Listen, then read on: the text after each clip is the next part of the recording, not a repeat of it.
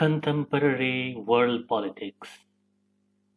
Second chapter, The End of Bipolarity. This is the first part of second chapter, The Soviet System. Let us start from Berlin Wall.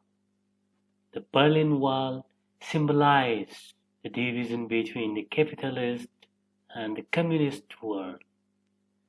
Built in 1961 to separate East Berlin from West Berlin, this more than 150-kilometer long wall stood for 28 years and was finally broken by the people on 9th November 1989. This marked the unification of two parts of Germany and the beginning of the end of the communist bloc. Let us see the overview of this part. The Berlin Wall, which had been built at the height of the Cold War, was toppled by the people in 1989. This dramatic event was followed by an equally dramatic and historic chain of events that led to the collapse of the Second World and the end of the Cold War. Germany, divided after the Second World War, was unified. One after another, the 8 East European countries that were part of Soviet bloc replaced their communist governments in response to mass demonstrations. The Soviet Union stood by as the Cold War began to end, not by military means, but as a result of mass actions by ordinary men and women. Eventually, the Soviet Union itself disintegrated. Let us see what was the Soviet system. The Union of Soviet Socialist Republics, USSR, came into being after the Socialist Revolution in Russia in 1917. The revolution was inspired by the ideals of socialism as opposed to capitalism and the need for an egalitarian society. This was perhaps the biggest attempt in human history to abolish the institution of private property and consciously designed society based on the principles of equality. The Soviet political system centered around the Communist Party, and no other political party or opposition was allowed. The economy was planned and controlled by the state. Soviet system as a role model. Soviet Union had emerged as a big power after the Second World War. The Soviet economy was one of the most advanced, competed with the USA. It became a great power after the Second World War, was more developed than the rest of the world except the US. The features of Soviet economy making it a role model were as follows. Number 1, vast network of communication, huge generations of energy resources, which included oil, steel, and iron. Then, huge network of machinery production, well-developed and integrated system of transport connecting even its most remote areas. Then, domestic consumer industry that produced everything from pens to car. Then, ensure minimum standard of living for all citizens, and the government subsidized basic necessities including health, education, childcare, and other welfare schemes. There was no unemployment. State ownership was dominant form of ownership. Land and productive assets were owned and controlled by the Soviet state.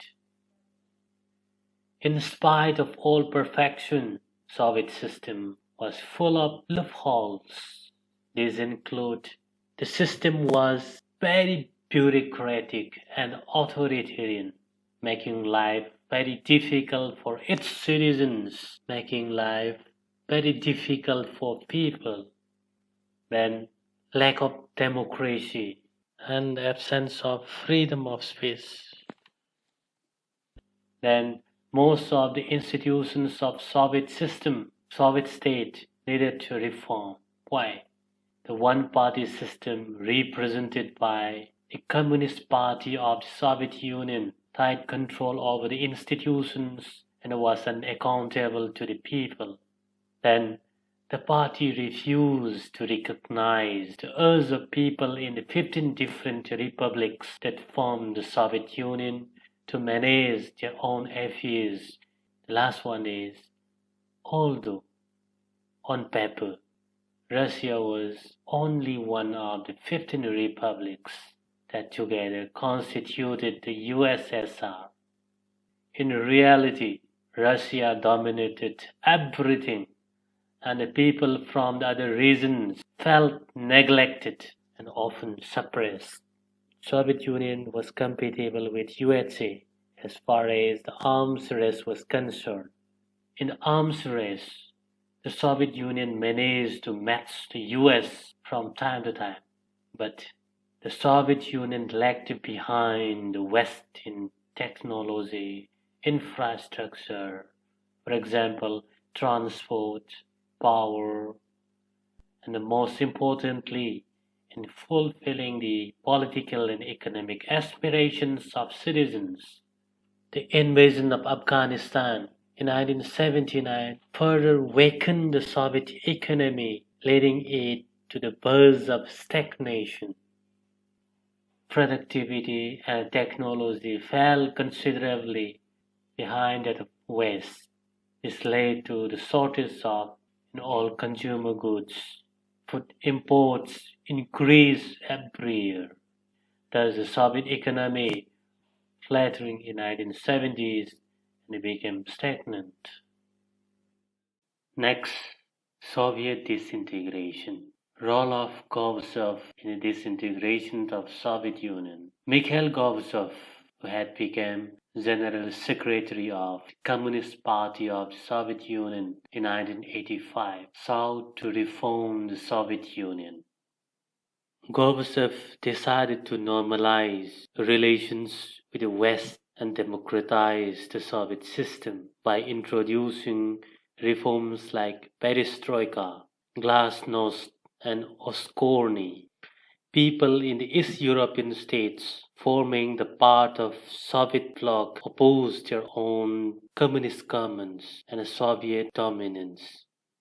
Reforms were necessary to keep the Soviet Union informed and technical revolutions taking place in the West. However, Gorbachev's decision to normalize relations with West and democratize Soviet Union had some other effects that neither he nor anyone else intended or anticipated. The people in the East European countries, which were part of the Soviet bloc, started to protest against their own governments and Soviet control. Unlike in the past, the Soviet Union under Gorbachev did not intervene when the disturbances occurred and the communist regime collapsed one after another. These political developments were accompanied by a rapidly escalating crisis within the Soviet Union that hastened its disintegration.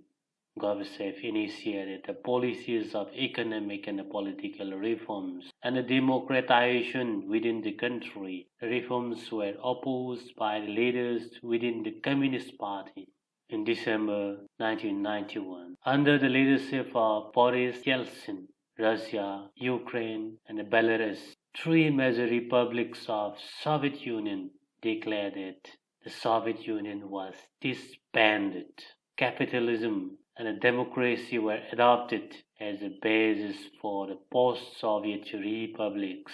The first president of Russia, a key role in dissolution of Soviet Union and curbing of growth and a transition from communism to capitalism. Boris Yeltsin, who had won a popular elections, opposed the Soviet regime. Centralized control was opposed. Power shifted from center of Soviet system to republics, especially in those Soviet states which were part of Europe, the Baltic republics of Latvia, Estonia, and Lithuania declared independence, and the other republics followed soon. Gorbachev recognized the separation of these republics from the Soviet Union. Thus, several Soviet Republican states became sovereign. The Central Asian republics did not pronounce independence and wanted to remain with Soviet Union. But in December 1991, Russia, Ukraine, and Belarus, the three main republics of Soviet Union, under the leadership of Boris Yeltsin, declared that Soviet Union has disbanded and all republics had become independent. Post-Soviet republics adopted democracy and capitalism as the twin ideals of their own found identity. The declaration and the formation of Commonwealth of independent states came as a surprise to the other republics, especially to the Central Asian. Russia was accepted as the successor state of the Soviet Union. It inherited the Soviet seat in the United Nations Security Council. Russia accepted all international treaties and commitments of the Soviet Union. Then it took over as the only nuclear state of post-Soviet space and carried out some nuclear disarmament measures with the US.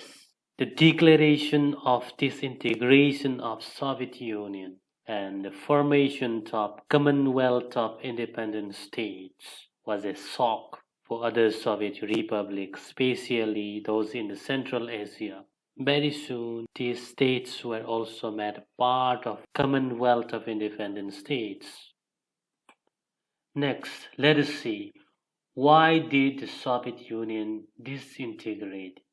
It is very difficult to analyze, to find answer the question is, why did the Soviet Union disintegrate? Perhaps the internal weakness of Soviet economic and political institutions, economic stagnation, unaccountable and unresponsive political system were responsible for its downfall. We have these 5 causes: economic stagnation, political and administrative stagnation, role of Gorbachev, rise of nationalism, and get rid of backward states. All these causes will elaborate one by one. First, economic stagnation. The Soviet Union maintained a huge nuclear and military arsenal which was used to develop and maintain its satellite states in Eastern Europe and its Soviet republics, particularly the 5 Central Asian republics. It led to a huge burden on its economy and resources. People on the Soviet Union could not advance as rapidly as their Western rivalries. Gradually, people realized disparity between their system and Western capitalism. Despite tall claims about the success of socialism, its hollowness was exposed. It was proved that Western capitalism was better, which was a shock for the people of Soviet Union, affecting their psychology and the efficiency of the political system. Economic stagnation for many years led to consumer shortages, and a large section of Soviet society began to doubt and question the system, and to do so openly. The Soviet economy used much of its resources in maintaining a nuclear and military arsenals and the development of its satellite states. in Eastern Europe and within the Soviet system, mainly in 5 central republics in particular. This led to a huge economic burden that the system could not cope with it. At that time, ordinary citizens became more knowledgeable about the economic advance of the West. They could see the disparities between their system and the system of the West. After years of being, the Soviet system was better than Western capitalism. The reality of its backwardness came as a political and a psychological shock. Then political and economic stagnation. Soviet Union also suffered from political and administrative stagnation. The ruling Communist Party of Soviet Union was unaccountable to people. People felt alienated by the shifting administration. The Communist Party that had ruled the Soviet Union for over 70 years was not accountable to the people. Ordinary people were alienated by slow and stifling administration, rampant corruption, the inability of the system to correct mistakes it had made, the unwillingness to allow more openness in government, and the centralization of authority in a vast land. There was huge-scale corruption, and the political elites did not try to rectify their mistakes by allowing openness in the government and the decentralization of authority on a vast land. The worst thing is the party bureaucrats gain more privileges than ordinary citizens. People do not identify with the system and with the rulers, and the government increasingly lost popular backing. It made the Communist Party of Soviet Union highly unpopular. Thus, the political and administrative stagnation was also responsible for the ultimate collapse of Soviet system. Then, the role of Gorbachev. Gorbachev's overzealous program of reformation was the biggest cause of Soviet disintegration. Gorbachev introduced perestroika, glasnost, and oskorny to reform the economy, democratize the political system, loosen the strings of administration, and bridge the gap with the West. Though Gorbachev was right in initiating reforms, in reality, when the reformation process it loosened the system. When Gorbachev carried out his reformation and loosened the system, people could have predicted and it become virtually impossible to control. Few people could have predicted and it became virtually impossible to control. There were sections of Soviet society which felt that Gorbachev should have moved much faster and were disappointed and impatient with his method. Others, especially members of the Communist Party and those who were sucked by the system, took exactly the opposite view. They felt that their power and their privileges were eroding and Gorbachev was moving quickly. In this situation, Gorbachev lost support on all sides and divided public opinion. The next is rise of nationalism. The rise of nationalism and the desire for sovereignty within various republics, including Russia, the Baltic republics of Estonia, Latvia, and Lithuania, then Ukraine, Georgia, and others, proved to be the final and the most immediate cause for the disintegration of Soviet Union. Here again there are differing views. One view is that nationalist urges and feelings were at work throughout the history of the Soviet Union, and that whether or not the reforms that occurred here would have been an internal struggle within the Soviet Union. It is not an unreasonable view, given the size and the diversity of the Soviet Union and its growing internal problems. Then the other view think that Gorbachev's reforms speeded up and increased nationalist dissatisfaction to the point that the government and the rulers could not control it. Then get rid of backward states. Ironically, during the Cold War, it is thought that Nationalist unrest would be strongest in the Central Asian republics given their ethnic and religious differences with the rest of the Soviet Union and their economic backwardness. However, as things turned out, in reality, nationalist dissatisfaction with the Soviet Union was strongest in the more European and prosperous part in Russia and the Baltic areas, as well as Ukraine and Georgia. Ordinary people felt alienated from the Central Asians that they were paying too high an economic price to keep the more backward areas within the Soviet Union. The next part is consequence of disintegration of Soviet Union. The first consequence is the end of Cold War. It meant the end of Cold War confrontations. The ideological disputes over the issue of socialist system and a capitalist system was not an issue anymore. The biggest implication of the collapse of Soviet Union was the end of Cold War. The ideological conflict had led to the evolution of military alliances like NATO, SEATO, CENTO led by USA, and the Warsaw Pact led by the Soviet Union. The end of Cold War meant the end of arms race and a possible establishing a new peace. Then the second consequence of disintegration, change in power equation. Power relations in world politics change, and the relative influence of ideas and institutions also change.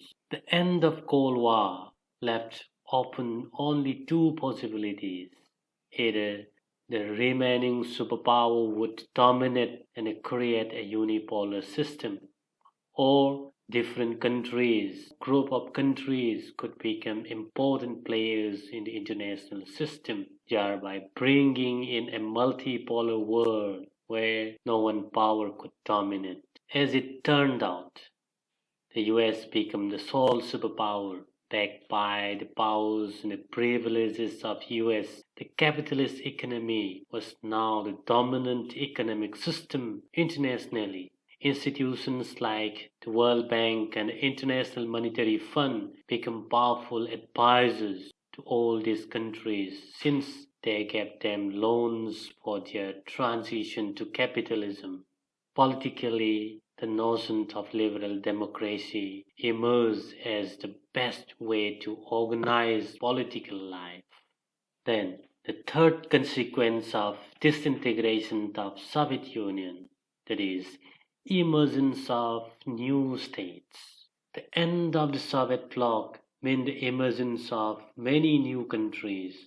All these countries had their own independent aspirations and choices. Some of them, especially the Baltic and East European states, wanted to join the European Union and become part of the North Atlantic Treaty Organization. The Central Asian countries wanted to take advantage of their geographical location and continue their close ties with Russia, and also to establish ties with West, the US, China, and others. Thus, international system saw many new players emerge.